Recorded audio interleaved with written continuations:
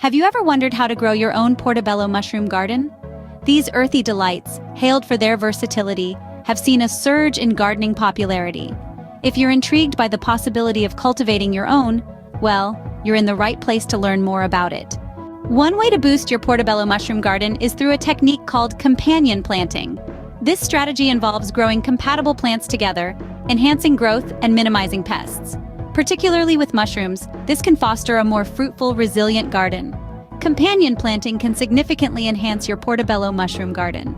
Now, how exactly do you apply companion planting to your portobello mushroom garden? Firstly, consider the choice of companion plants. Portobello mushrooms thrive alongside plants that don't compete for nutrients, like marigold, nasturtiums, and radishes. These plants also deter pests, providing a natural defense for your mushrooms. Next, let's move on to the planting process.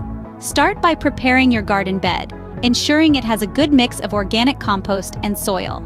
Plant your mushrooms, then add your companion plants around them, leaving enough space for both to grow.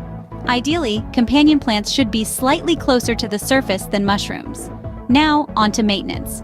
Regular watering is key, but remember, mushrooms prefer moist, not waterlogged soil. Prune your companion plants as needed and rotate your crops every 2 to 3 years to maintain soil health. With these steps, you can create a thriving portobello mushroom garden.